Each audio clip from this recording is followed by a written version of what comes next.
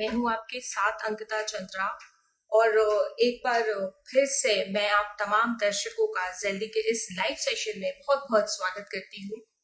और मैं चाहूंगी कि ज्यादा से ज्यादा दर्शक जो है, हमारे जो फॉलोअर्स है, वो आज हमारे साथ जुड़े, क्योंकि आज का भी जो हमारा विषय है वो बहुत ज्यादा आज के संदर्भ में देखा जाए तो बहुत ज्यादा ये भी समस्या बढ़ती जा रही है।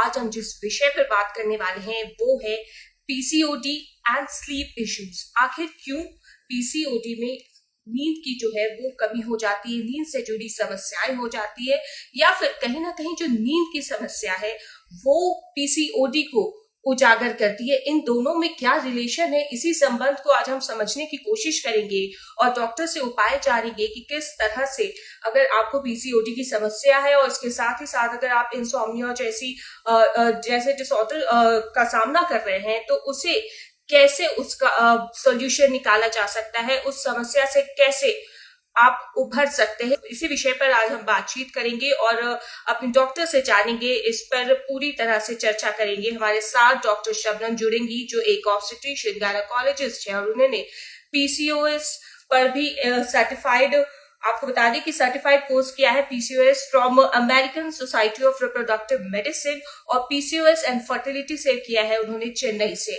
तो इसलिए आज हमने उन्हें चुना है ताकि वो पीसीओएस से जुड़ी हर समस्या के बारे में आपको विस्तार से, जिस तरह से पहले भी उन्होंने बताया था, एक बार फिर आज वो बताने की कोशिश करेंगी। और आज पीसीओडी और स्लीप से जुड़ी समस्या पर हम बात करेंगे कि आखिर क्यों पीसीओडी में स्लीप इश्यूज होने लगते हैं, क्यों नींद की कमी होने लगती है, नींद से जुड़ी समस्याएं उत्पन्न होने लगती है।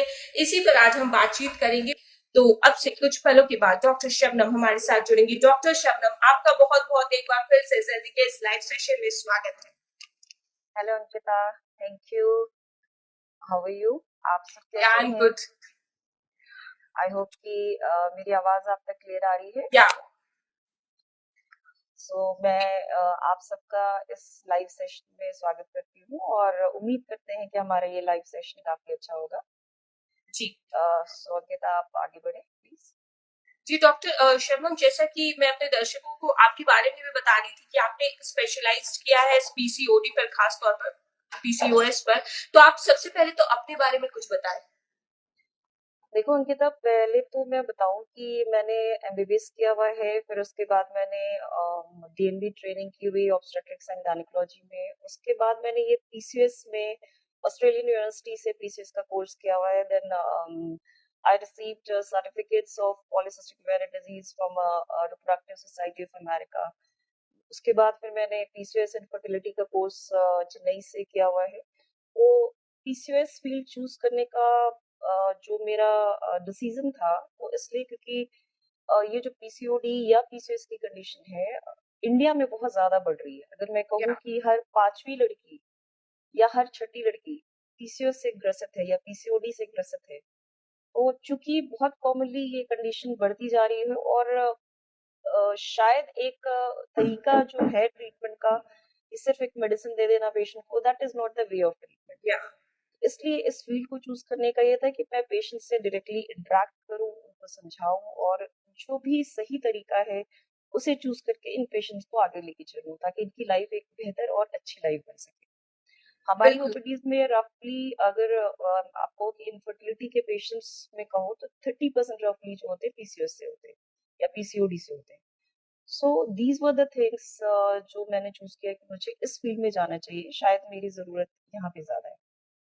बिल्कुल, तो अगर हम आई अपने थिंक आई एम देश की लकी। बात, जैसा कि आपने भी बताया कि समस्या लगातार बढ़ती जा रही है, और जिस दिन यस। से हमने इस सेशन की शुरुआत की थी अपने बी फ्री की, तो हमने पीसीओडी का मुद्दा बहुत ज्यादा उठाया है ताकि ज्यादा से ज्यादा जो महिलाएं हैं इस ओर आए और अवेयरनेस एक क्रिएट हो सके हमारे डेफिनेटली यस। माध्यम से। और इसीलिए आज हमने पीसीओडी और स्लीप इश्यूज का मुद्दा उठाया है, क्योंकि ये भी एक जो समस्या है वो बहुत बढ़ती जा रही है। इस पर हम बातचीत करेंगे, लेकिन सबसे पहले डॉक्टर शबनम आपसे जानना चाहेंगे कि एक अच्छी नींद क्यों आवश्यक है और वो क्या होती है। देखो, एक अच्छी नींद सबसे पहले तो मैं कहूंगी कि एक इंसान को हेल्दी रहने के लिए जितना एक बैलेंस डाइट की जरूरत है, जितनी एक्सरसाइज की जरूरत है, उतनी ही एक अच्छी नींद की जरूरत है। क्योंकि अगर आप रात को अच्छे से सोगे नहीं तो सुबह आप हेल्दी महसूस नहीं करोगे, आप अलर्ट महसूस नहीं करोगे, आप एनर्जाइज महसूस नहीं करोगे। ये नॉर्मल आपकी डे टू डे लाइफ के लिए भी ज़रूरी है। तो एक अच्छी नींद आपके एक अच्छे हेल्थ के लिए बहुत ज़रूरी है। उसके अलावा बहुत सारे कॉम्प्लिकेशंस आपको लाइफ में हो सकते हैं। अगर एक बंदा अच्छे से सोता नहीं है तो आप समझ सकते हो कि वो शायद बहुत स्ट्रेस्ड आउट हो सकता है। स्ट्रेस एक ऐसा फैक्टर है जो आपकी लाइफ को बहुत खराब कर देता है। बहुत एंजाइटी हो सकती है, तो मतलब ये है कि अपनी डे टू डे लाइफ को एक अच्छी तरह से वो जी ही नहीं सकता है। और लॉन्ग टर्म अगर इफेक्ट में आप आ जाओ तो लॉन्ग टर्म इफेक्ट में आपको कार्डिक प्रॉब्लम्स आ सकती हैं। आपको शुगर होने का खतरा हो सकता है, आपको ब्लड प्रेशर बढ़ने का खतरा हो सकता है। तो बहुत सारे हेल्थ कॉम्प्लिकेशंस हो सकते हैं। तो डे टू डे लाइफ से लेकर के आपके लॉन्ग टर्म इफेक्ट तक सबको ये कॉम्प्लिकेट कर सकती है आपकी स्लीपिंग हैबिट जो है। सो जी this is why sleep is मतलब ये एक रीजन है जिसके लिए स्लीप लेना, एक हेल्दी स्लीप लेना बहुत जरूरी है। और दूसरा आपने पूछा कि कितनी स्लीप होनी चाहिए। देखो, जी एक नॉर्मल एडल्ट के लिए जो 18 से 60 या 65 साल की एज में है, तो 7 से 9 घंटे की अगर स्लीप होती है तो ये एक एडिक्वेट स्लीप मानी जाती है। तो 7 से 9 घंटा अगर आप सो रहे हैं और उस सोने के बीच में कोई डिस्टरबेंस नहीं हो रहा है, तो दैट इज एडिक्वेट स्लीप, यानी कि आप सही से सो रहे हैं। लेकिन अगर उस सोने के बीच में आप बार बार उठ जा रहे हैं या आपके स्लीप में डिस्टरबेंस हो रहा है किसी भी वजह से, तो वो हेल्दी स्लीप नहीं होगी, क्योंकि आप पूरी नींद नहीं ले पाओगे। सो एक जी नॉर्मल एडल्ट के लिए 7 से 9 घंटा, और अगर 13 से 18 साल की बच्ची है तो उससे 8 से 10 घंटा। तो एडोलेसेंट पॉपुलेशन में 8 to 10 रफली, और एक एडल्ट के लिए आपको 7 से 9 घंटा। अगर एथलीट है तो रफली 10 आवर्स, क्योंकि उनको ज्यादा स्लीप की जरूरत होती है। जी। और जो अगर पीसीओडी और ये जो स्लीप कनेक्शन है इसे देखने की कोशिश करें तो क्या पीसीओडी के कारण स्लीप इश्यूज होते हैं या स्लीप इश्यूज के कारण ये पीसीओडी की पूरी समस्या होती है? देखो, यस, पीसीओडी में स्लीप इश्यूज होते हैं। अगर मैं एक ऑस्ट्रेलियन स्टडी की बात करूं तो वो ये कहते हैं कि 1.5 गुना ज्यादा एक नॉर्मल पॉपुलेशन से पीसीओडी पेशेंट्स में 1.5 गुना ज्यादा स्लीप इश्यूज होते हैं। तो पीसीओडी पेशेंट्स में स्लीप इश्यूज होते हैं। यस, यू कैन से कि पीसीओडी स्लीप इश्यूज कॉज करता है। मैं ये नहीं कहूंगी कि सारे पीसीओडी पेशेंट्स को स्लीप इश्यूज होते हैं, लेकिन as compare to normal patient, मतलब नॉर्मल वुमेन, पीसीओडी पेशेंट्स को स्लीप इश्यूज होते हैं। So PCOD causes sleep problems. जी। और अगर हम हार्मोन की बात करें तो कौन सा हार्मोन जो है वो अफेक्टेड हो जाता है जो ये जो स्लीप की जो समस्या होती है और इसे किस तरह से ठीक किया जा सकता है कुछ हद तक? देखो, हार्मोन्स की अगर हम बात करें तो पीसीओडी में एक बहुत कॉमन प्रॉब्लम होती है कि ओव्यूलेशन नहीं होता है। हम जो या अल्ट्रासाउंड की अगर अगर पेशेंट्स, बहुत ज्यादातर पेशेंट्स जो जुड़ रहे होंगे, आई होप कि इन सब ने कभी ना कभी अपना अल्ट्रासाउंड कराया होगा। तो उस अल्ट्रासाउंड की फाइंडिंग में हम देखते हैं कि उसमें आता है कि मल्टीपल सिस्ट मिलते हैं, छोटे छोटे मल्टीपल सिस्ट मिलते हैं। या तो एक्चुअली वो फॉलिकल्स होते हैं जो कि अरेस्ट हो जाते हैं, वो बढ़ नहीं पाते। और इन फॉलिकल्स के अंदर ही, जब ये फॉलिकल बढ़ते हैं तो इसके अंदर ही एग कैरी होता है। और ये जब बढ़ते हैं और रप्चर होते हैं तो इसके अंदर वो जो एग्स होते हैं वो रिलीज होते हैं, तो दैट प्रोसेस इज ओव्यूलेशन। तो पीसीओडी पेशेंट में क्या होता है, ये फॉलिकल मेच्योर ही नहीं हो पाते, तो वो अरेस्ट हो जाते हैं, तो ओव्यूलेशन का प्रोसेस नहीं हो पाता। तो जब ओव्यूलेशन का प्रोसेस नहीं होता है तो ओव्यूलेशन के बाद की जो प्रोसेस है, एक हार्मोन, बहुत इंपॉर्टेंट हार्मोन होता है, दैट इज प्रोजेस्टेरॉन। तो उस वो रिलीज नहीं होता या बहुत कम रिलीज होता है, कह सकते हो। तो ये जो प्रोजेस्टेरॉन हार्मोन कम रिलीज होता है, तो वो भी स्लीप को आपके अफेक्ट करता है, क्योंकि प्रोजेस्टेरॉन में स्लीप को स्टेबलाइज करने की प्रॉपर्टी होती है। ये आप कह सकते हो कि आपकी एंजाइटी को रिलीव करने की प्रॉपर्टी होती है, आपके ब्रेन में फंक्शन करके ये आपकी एंजाइटी को रिलीज करता है, क्योंकि आप, आपके अंदर अगर एंजाइटी होगी तो भी आप नहीं सो पाओगे। तो आपकी स्लीप को स्टेबल करता है, स्टेबलाइज करके उसको मेंटेन करता है। एक तो इम्पोर्टेंट हार्मोन हो गया आपका प्रोजेस्टेरॉन, और दूसरा है कॉर्टिजोल। तो मेलाटोनिन एंड कॉर्टिजोल, ये दो इम्पोर्टेंट हार्मोन्स इसलिए हैं क्योंकि ये आपकी जो एक नेचर है, हमारा मतलब एक नेचर है, नेचर के हिसाब से हम चलते हैं। जैसे रात होती है तो हम सोते हैं और दिन होती है तो हम जागते हैं। ये एक नेचुरल टेंडेंसी है, इसको कहते हैं सर्केडियन रिदम, कि बॉडी में हार्मोन्स कुछ इस तरीके से सेक्रेट होते हैं कि नेचर ने एक ऐसे बनाया हुआ है कि रात को मेलाटोनिन हार्मोन बढ़ता है जो कि स्लीपीनेस कॉज करता है, तो वो सेंस ऑटोमेटिकली कर लेता है एनवायरनमेंट के डिम लाइट को, यानी डार्कनेस को, तो वो रात में बढ़ जाता है, यानी कि उस डार्कनेस में बढ़ जाता है। एंड कॉर्टिजोल हार्मोन जो होता है वो आपका लेटर जो हाफ होता है नाइट का, उसमें धीरे धीरे करके बढ़ने शुरू करता है और अर्ली मॉर्निंग में पीक पे आता है, यानी कि जैसे ही आपकी रोशनी होती है नेचर में, जब इन्वायरमेंट में जब आपकी रोशनी होती है वो उसको सेंस कर लेता है और वो पीक पे चला जाता है, तो ये आपको अलर्ट कर देता है और आपको जगने में हेल्प करता है। तो ये नेचर के हिसाब से बैलेंस्ड होते हैं। दीज आर द हार्मोन्स जो जी। कि आपके नेचुरल साइकिल को मेंटेन करते हैं। तो जब इनमें कुछ भी किसी भी तरीके का इन हार्मोन्स में डिसरप्शन होता है या इन हार्मोन्स में इम्बैलेंस होता है, तो इसकी वजह से आपके स्लीप साइकिल पे इफेक्ट पड़ता है। और पीसीओडी पेशेंट्स में इन हार्मोन्स की, प्रोजेस्टेरॉन तो मैंने आपको बताया ही, उसके अलावा कॉर्टिजोल और मेलाटोनिन हार्मोन में भी प्रॉब्लम हो जाती है, तो इनमें भी, इनके सेक्रेशंस में भी प्रॉब्लम होती है, तो जिसकी वजह से स्लीप साइकिल डिस्टर्ब होती है। तो और एक इस वजह से नेचुरल, और पीसीओडी पेशेंट में और किस किस तरह की समस्या हो जाती है, क्योंकि मैं कहीं पढ़ रही थी कि स्लीप इश्यूज के कारण कहीं ना कहीं जो ओबेसिटी की भी समस्या, इस वजह से भी कहीं ना कहीं एक कनेक्शन है। देखो ओबेसिटी, देखो जरूरी नहीं है कि ओबीज पेशेंट में या ही वेट स्लीप गेन हो इश्यूज हो। जाए क्या? हाँ, मैं वही बता रही थी कि जरूरी नहीं है कि ओबीज पेशेंट्स में ही स्लीप इश्यूज हो, लेकिन यस, ओबीज पेशेंट्स में ये प्रॉब्लम ज्यादा क्यों होती है, क्योंकि अगर आप रात में सोते नहीं हो, 24 घंटा है हमारे पास, 24 घंटे में आप मुश्किल से 2 घंटा या 3 घंटा सोते हो, तो होता क्या है, जब हम जगते रहते हैं तो कुछ ना कुछ खाते रहते हैं, जी। इस वजह से भी आपकी ओबेसिटी कहीं ना कहीं इंक्रीज होती है। सो ऐसा नहीं है कि सिर्फ ओबीज में ही स्लीप इश्यूज होते हैं, but yes, it may lead to obesity, क्योंकि अगर हम 24 घंटे में 2-3 घंटा सो रहे हैं, बाकी टाइम जग रहे हैं, तो जब आप जग रहे हो तो कुछ ना कुछ कर रहे हो और आपका माइंड कहीं ना कहीं हंगर को आपको स्टिमुलेट कर रहा है और आप कुछ ना कुछ खाते रह रहे हो, तो वो जो कुछ ना कुछ एक्चुअली होता है वो बहुत कुछ हो जाता है। इसलिए जी। टाइम से जगना और प्रॉपर स्लीप, क्योंकि जब हम सोते हैं तब तो कुछ नहीं खाते हैं, तो वो ओबेसिटी को एक जन्म दे सकता है।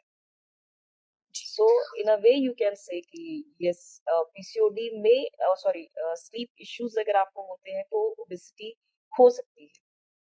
जी। और इस बीच एक सवाल ले लेते हैं। सबीहा खान ने पूछा है कि मैम मुझे स्लीप की प्रॉब्लम है और इसलिए मैं कंसीव भी नहीं कर पा रही हूँ। कंसीव करने के लिए मुझे क्या करना चाहिए?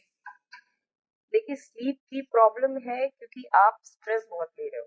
पीसीओडी पेशेंट्स में सबसे बड़ी प्रॉब्लम क्या है कि आप स्ट्रेस लेते हो, और स्ट्रेस की वजह से और आपको नींद में समस्या हो सकती है, क्योंकि स्लीप हाइजीन में एक ये बहुत इंपॉर्टेंट चीज है कि आप स्ट्रेस नहीं लो, क्योंकि अगर आप स्ट्रेस लोगे, एंजाइटी रहेगी आपके अंदर या डिप्रेशन में आओगे, तो आपको इनफर्टिलिटी इश्यूज आएंगे, आपको नींद नहीं आएगी, क्योंकि नींद ना आने की वजह आपको तलाश करना है कि आपके अंदर स्ट्रेस है, आप बहुत ज्यादा सोचोगे तो आपको नींद नहीं आएगी। अपनी सोचे अपने बेडरूम से बाहर रखो, जो कुछ आपको सोचना है वो दिन में सोचो और रात को कूल होके एकदम कूल माइंड के साथ सोने जाओ, अपनी सोचों को हटा दो, तो स्ट्रेस जो है उसको हटा दो लाइफ से। बहुत स्ट्रेस और डिप्रेशन ये आपके स्लीप को अफेक्ट करता है, तो जो कॉज है उसको हटाओ।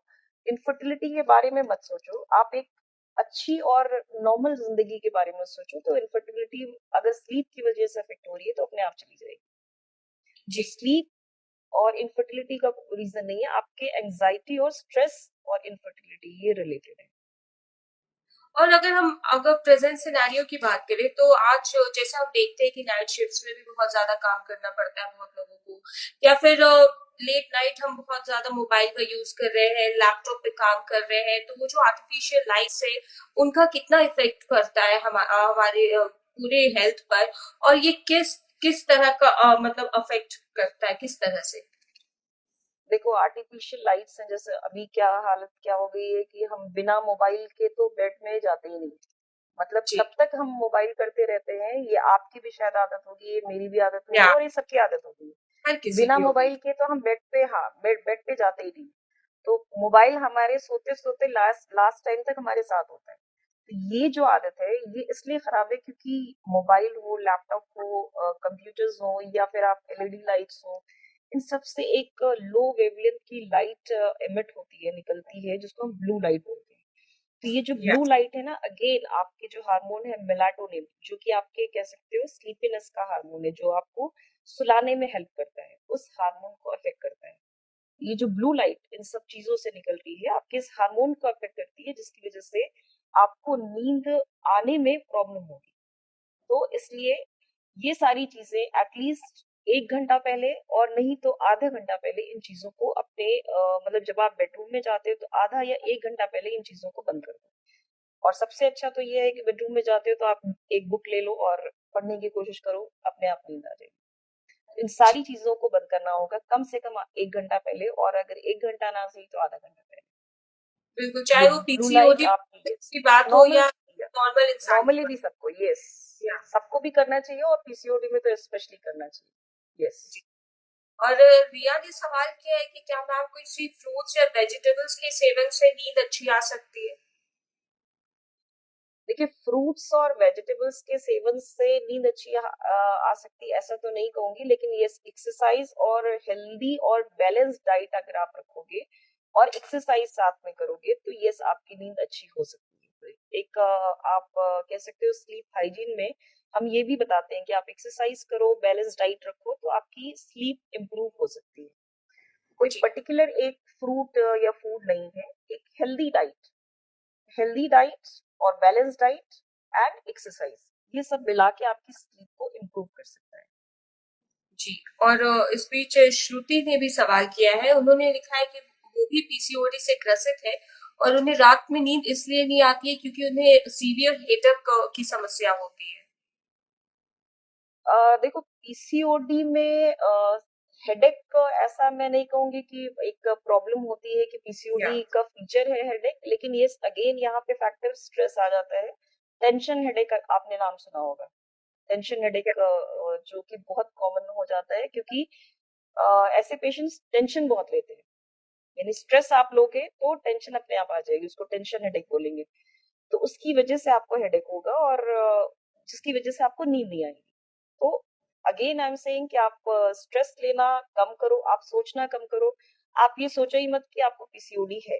जिस दिन से आप सोचना बंद करोगे, आपका टेंशन, आपका स्ट्रेस कम होगा और आपकी हेडेक की समस्या भी रिलीज होगी। उसके लिए आप मेडिटेशन करो, एक्सरसाइज करो और बैलेंस डाइट लो। और ओवरऑल देखा जाए, चाहे वो पीसीओडी पेशेंट की बात हो या फिर एक आम इंसान की बात हो, तो पुअर क्वालिटी ऑफ स्लीप से क्या कुछ उनके हेल्थ पे इफेक्ट पड़ता है? किस किस तरह की बीमारियां आगे हो सकती है इन वजहों से? देखो, पहले तो मैं इमीडिएट चीजों की बात करती हूँ, उसके बाद फिर हम लॉन्ग टर्म इफेक्ट की बात या करते हैं। पहले तो इमीडिएट इफेक्ट में तो ये है कि आपको स्लीप आने में प्रॉब्लम, एक होता है कि इंसोम्निया। ठीक है, या इंसोम्निया यानी कि स्लीप इनिशिएट करने में ही प्रॉब्लम हो रही है, आप जब बेड पे गए तो आपको नींद ही नहीं आ रही, या फिर नींद आई तो लेकिन मेंटेन नहीं हो पा रही, आप सोए आधे घंटे के बाद उठ गए, फिर थोड़ा सा नींद आई फिर उठ गए, वो नींद हुई नहीं। तो एक तो इंसोम्निया, उसके अलावा एक ओएसए होता है, ऑब्स्ट्रक्टिव स्लीप एप्निया, यानी कि आप, ये बहुत कॉमन है पीसीओएस पेशेंट्स में, एक या नॉर्मल बंदे के मुकाबले में रफली 17 to 75% के आसपास ये इंक्रीज रहता है पीसीओडी पेशेंट्स में या पीसीओएस पेशेंट्स में। ओएसए यानी ऑब्स्ट्रक्टिव स्लीप एप्निया, इसमें क्या होता है कि आप सो रहे हो और बीच बीच में 10 सेकंड के लिए आपकी सांसें कह सकते हो कि कम हो जाती है या रुक जाती है। तो that is obstructive sleep apnoea, तो इसकी प्रॉब्लम हो जाती है। तो और ये बहुत, मतलब ऐसा नहीं है कि इसको इग्नोर कर सकते हैं। इसके अलावा डे टाइम स्लीपीनेस, आप काम कर रहे हो, बैठे बैठे ऊँघ रहे हो, या फिर आप बहुत लेजी सा फील कर रहे हो स्लीपीनेस की वजह से, आपको प्रॉपर नींद भी नहीं आ रही है लेकिन आप स्लीपीनेस हल्का फुल्का सा अजीब सा महसूस कर रहे हो। तो ये कुछ ऐसी चीजें हैं कि आपको इमीडिएट वाली चीजों में फील होगा, और लॉन्ग टर्म इफेक्ट में सबसे इम्पोर्टेंट है कि आपकी कार्डियक हेल्थ यानी हार्ट की जो हेल्थ है वो अफेक्ट हो सकती है। टाइप 2 डायबिटीज हो सकता है। तो इन चीजों का खतरा आपके लॉन्ग टर्म हेल्थ पे पड़ सकता है। आपका ब्लड प्रेशर जो है वो बढ़ सकता है। ये कुछ ऐसी कंडीशंस हैं जो कि लॉन्ग टर्म में आपको खतरा पैदा कर सकती हैं अगर आप एक हेल्दी स्लीप नहीं लेते हो। और एक हेल्दी और प्रॉपर स्लीप में मैं कहीं पढ़ रही थी कि उन्हें कैबेज अवॉइड करना चाहिए जिन्हें अच्छी नींद नहीं आती है। तो क्या वाकई ये सब चीजों को अवॉइड देखो, करना? कैबेज बहुत लोगों को डाइजेस्ट नहीं होता है। थिंग इज दैट, और जिससे बहुत लोगों को वो डाइजेस्ट नहीं होता है। तो डाइजेशन के पॉइंट ऑफ व्यू से, क्योंकि अगर आपको चीजें, कोई भी ऐसी चीज जो आपको डाइजेस्ट नहीं होती है, अगर आप रात को लेते हो तो फिर गैस नींद में बनेगी और नींद नहीं आएगी। खलल। तो सिर्फ कैबेज ही नहीं है, आपको कोई भी ऐसी चीज जो आपको डाइजेस्ट नहीं होती है, आप मुश्किल से डाइजेस्ट कर पाते हो, रात को नहीं लो। और दूसरी, रात को जो आप डिनर लेते हो वो 7 बजे से पहले करो। तीसरा क्या है कि आप खाली पेट नहीं सो, यानी कि जब आप सो रहे हो तो आपको प्यासा नहीं रहना है। आपको खाली पेट नहीं रहना, हल्के फुल्के स्नैक्स ले लो कुछ। कोशिश करो कि प्रोटीन स्नैक्स लेने के लिए, शुगरी के बजाय प्रोटीन स्नैक्स लो, हल्के फुल्के। तो जी। कैबेज ऐसा नहीं है, लेकिन यस, कैबेज बहुत बहुत सारे लोगों में डाइजेस्ट नहीं होता, तो उसकी वजह से गैस बनेगी, तो ऑब्वियसली आपको नींद में प्रॉब्लम होगी। जी, रचना ने सवाल किया है कि क्या टी और कॉफी अवॉइड करना चाहिए एक अच्छी नींद के लिए? यस, कैफीन तो बिल्कुल अवॉइड करना चाहिए। अगर आप कैफीन लेते हो और बहुत शौकीन हो तो सुबह आप ले लो। अगर आप चाय लेते हो तो आप सुबह ले लो। शाम वाली चाय या तो अवॉइड करो, और अगर वो भी अवॉइड नहीं कर सकते हो तो शाम वाली चाय आप 3 या 4 बजे के आसपास ले लो। इवनिंग में मत लो। इवनिंग में कुछ भी आप इस तरीके का टी या कॉफी ले रहे हो तो वो मत लो। अगर आप कैफीन को छोड़ सकते हो तो that is the best option. But अगर कुछ लोग होते हैं एकदम एडिक्टेड होते हैं, पीसीओडी में तो वैसे भी हम कैफीन लेने को मना करते हैं। बट अगर बहुत ज्यादा एडिक्शन है या आप नहीं छोड़ सकते हो तो सुबह ले लो, शाम में मत लो। और डेफिनेटली चाय अगर आप वैसे लेते हो, दूध वाली और चीनी वाली लेते हो, तो उसकी बजाय आप ग्रीन टी लो, और वो भी अर्ली लो, इवनिंग में नहीं लो। इस तरह जी। की कोई भी चीज हम मना करते हैं पीसीओडी पेशेंट्स में। और ज्योति जी ने सवाल किया है कि क्या कुछ हेल्दी डाइट हो सकते हैं अच्छी नींद के लिए? Healthy diet, again I will say balance diet. रात को सोने से पहले थोड़े सा प्रोटीन स्नैक्स लो, और खाली पेट नहीं सो, पानी अच्छे से पी के सो। अब पानी इतना भी नहीं पीना है कि बार बार आपको यूरिन लगे, लेकिन यस, पानी पी कर सोना। तो ज्यादा भी एक्सेस भी नहीं होना चाहिए, लेकिन आपको थर्स्टी भी नहीं रहना चाहिए, यानी कि प्यास भी नहीं लगनी चाहिए। तो पानी पी के सो, और हल्का फुल्का स्नैक्स लेकर सो। तो स्नैक्स में शुगरी स्नैक्स की बजाय आप थोड़ा प्रोटीन वाले स्नैक्स ले लो, और जो डिनर है वो आप अर्ली कर लो। तो ऐसा कुछ स्पेसिफिक नहीं है कि यही लेके सो, लेकिन ये प्रोटीन स्नैक्स लेकर आप थोड़ा सो सकते हो। और डिनर को आप 7 बजे से पहले लो, और वो भी हल्का फुल्का। बहुत कहते हैं कि मॉर्निंग में जो ब्रेकफास्ट है वो आप थोड़ा हैवी करो, फिर लंच उससे थोड़ा कम करो, और डिनर को सबसे कम करो। जी। और प्रिया जी ने सवाल किया है कि क्या प्रेगनेंसी में भी ग्रीन टी ले सकते हैं अच्छी नींद के लिए? प्रेगनेंसी में ग्रीन टी, देखो ग्रीन टी जो है आपके बॉडी के टॉक्सिन्स को वॉश आउट करती है, तो आप ले सकते हो। मैंने आपको ग्रीन टी नहीं लेने को नहीं बोला, मैंने आपको ये बोला है कि आप अगर से टी के एडिक्शन में हो तो आप इवनिंग में नॉर्मल टी आप जो लेते हो, दूध वाली चाय या इस तरह की चाय लेते हो, उसके बजाय आप ग्रीन टी लो। यस, हम ग्रीन टी पीसीओडी पेशेंट्स में हम बोलते हैं। बट प्रेगनेंसी अगर आपको है तो अगर आप इन चीजों को अवॉइड करो तो बेटर है। बट यस, अगर फिर भी नहीं अवॉइड कर सकते हो तो मॉर्निंग में एक बार ले सकते और एक अच्छी स्लीप साइकिल अगर हम मेंटेन करें तो क्या पीसीओडी को कहीं ना कहीं रिवर्स किया जा सकता है? हो। देखो, because as we PCOD all know को कि पीसीओडी रिवर्सिबल भी नहीं है, लेकिन समहाउ टू सम एक्सटेंट। देखो, पीसीओडी को रिवर्स तो नहीं किया जा सकता, लेकिन पीसीओडी की प्रॉब्लम्स को यस कुछ हद तक हम कम कर सकते हैं। एक अच्छी स्लीप, एक हेल्दी स्लीप जो है पीसीओडी की प्रॉब्लम्स को, जो इतनी ज्यादा प्रॉब्लम्स हैं उनको कुछ हद तक हम कम कर सकते हैं। क्योंकि आई थिंक अगर मेरा पहले का एक सेशन आप लोगों ने फॉलो किया है, उसमें मैंने इन्फ्लेमेशन के बारे में बताया था कि आप पीसीओडी पेशेंट्स में, बहुत सारे पीसीओडी पेशेंट्स में बॉडी में इन्फ्लेमेशन होता है। तो एक हेल्दी स्लीप जो है आपके इन्फ्लेमेशन को भी कम करती है। तो पीसीओडी की प्रॉब्लम्स आपकी इन्फ्लेमेशन की वजह से भी बढ़ती है। अगर आप हेल्दी स्लीप लेते हो तो इन्फ्लेमेशन भी बॉडी का कम होगा। तो ये आपकी प्रॉब्लम्स जो है कम बिल्कुल होंगी, लेकिन रिवर्स हो जाएंगी, पीसीओडी आपका रिवर्स हो जाएगा ऐसा नहीं। ये प्रॉब्लम्स आपकी कम हो सकती है जी। क्योंकि एक हेल्दी स्लीप आपको काफी हद तक अच्छा महसूस कराएगी, तो आपका स्ट्रेस रिलीज होगा, आपकी एंजाइटी कम होगी, तो इन चीजों से आपकी पीसीओडी पे फर्क पड़ेगा, अच्छा फर्क बिल्कुल। पड़ेगा। और लास्ट में आप की टेक अवेज क्या बताना चाहेंगे हमारे फॉलोअर्स को, दर्शकों को? देखिए मैं की टेकअवेज जो बताना चाहूंगी उनमें सबसे इम्पोर्टेंट तो ये बताना चाहूंगी कि बेडरूम में जाने से 1 घंटा पहले आप सारे अपने घर की लाइट्स, घर की नहीं अपने बेडरूम की लाइट्स को डिम कर दो। उसके बाद आप अगर लैपटॉप्स यूज कर रहे हो और मोबाइल यूज कर रहे हो या फिर कुछ भी इस तरीके की चीज यूज कर रहे हो तो उसको आधा या 1 घंटा पहले बंद कर दो। बुक लेकर बेडरूम में जाओ, मोबाइल या लैपटॉप लेकर बेडरूम में नहीं जाओ। और जो नॉर्मल हमारे स्लीप आवर्स हैं जो कि नेचर ने हमें ऑलरेडी दिया हुआ है, अगर पॉसिबल हो सके तो उन्हीं स्लीप आवर्स में सो, जैसे कि रात में। और दिन में नींद ना ले तो जैसे होता है कि एक स्मॉल नैप ही ले लिया, तो उसकी वजह से अक्सर रात को नींद नहीं आती, तो दिन वाली जो एक छोटी सी नैप भी होती है उसको हम नहीं लें। तो रात को एक अच्छी स्लीप आने के लिए ये भी हेल्पफुल होता है। उसके अलावा एक अच्छी बैलेंस डाइट, एक हेल्दी बैलेंस डाइट, एक्सरसाइज, ये चीजें अपनी लाइफ में इंक्लूड करो। तो जब आपकी इन इन सब वजहों से हेल्थ अच्छी रहेगी तो आपको एक अच्छी स्लीप जो है वो आएगी। और अगर एक अच्छी स्लीप होगी तो आपके पीसीओडी को रिवर्स तो नहीं करेगी, लेकिन पीसीओडी के प्रॉब्लम्स को काफी हद तक कम कर सकती है, क्योंकि अच्छी स्लीप आपकी आपके टेंशन्स को, आपके स्ट्रेस को, इन सब को काफी हद तक कम करती है। और स्ट्रेस जो है अपने आप में एक बहुत इंपॉर्टेंट फैक्टर होता है जो कि पीसीओडी को वर्स कर देता है। तो स्ट्रेस कम से कम हो उसके लिए भी आपको एक हेल्दी स्लीप की जरूरत है। और समीना जी बार बार क्वेश्चन अपना सवाल कर रही है कि मैम प्लीज बता दीजिए कि विटामिन डी का इसमें क्या रोल होता है, क्या ये बेनिफिशियल हो सकता है?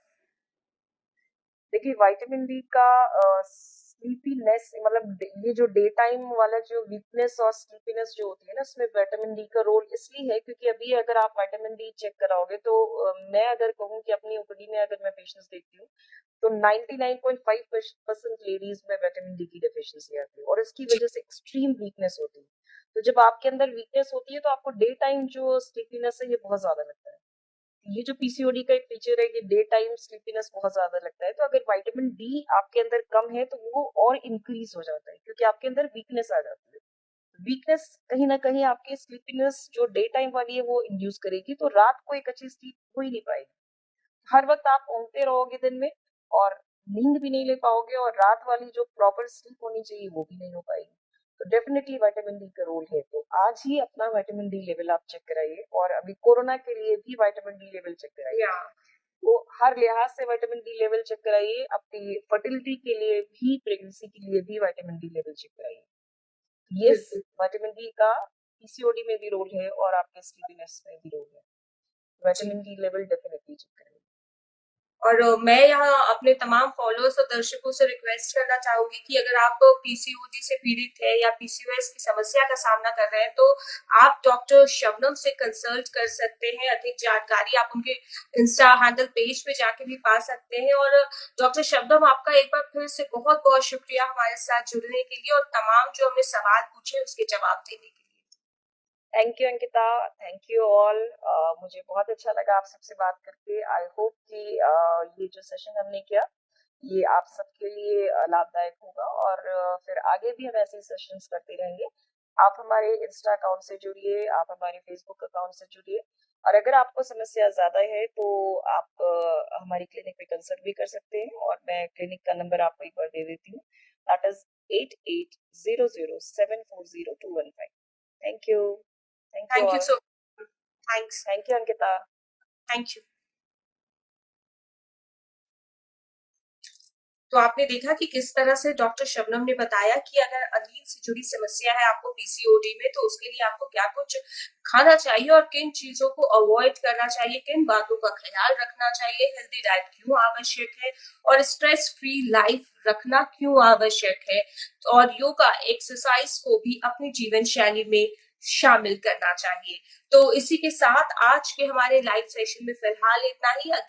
अगली बार फिर मुलाकात होगी एक नए विषय के साथ। और अगर आपके मन में भी कोई ऐसा विषय है जो आप जानना चाहते हैं, उस पर विस्तार से जानकारी चाहते हैं हमारे डॉक्टर से, तो आप हमें अपने विषय के बारे में जानकारी दे सकते हैं। आप हमें कॉल कर सकते हैं, व्हाट्सएप कर सकते हैं। हमारा नंबर है 636-636-30303। और अगर आपको हमारे प्रोडक्ट, जैसा कि जल्दी का 2 प्रोडक्ट है, बैलेंस फॉर विमेन और विटालिटी फॉर मेन, इसकी जानकारी चाहिए कि ये प्रोडक्ट कैसा है, किस तरह से काम करता है, कितना असरदार है, क्या इसकी किसी तरह के साइड इफेक्ट्स है, तो वो आप हमारे इंस्टा हैंडल पेज पर जाके आईजीटीवी पर तमाम वीडियोस देख सकते हैं, या फिर हमारे आप यूट्यूब के जल्दी पेज पर भी जाके तमाम सप्लीमेंट्स को लेकर वीडियोस देख सकते हैं। तो इसी के साथ आज के हमारे इस लाइव सेशन में फिलहाल इतना ही। फिर होगी आपसे मुलाकात, तब तक के लिए stay happy, stay healthy and always stay with जल्दी। Thank you so much.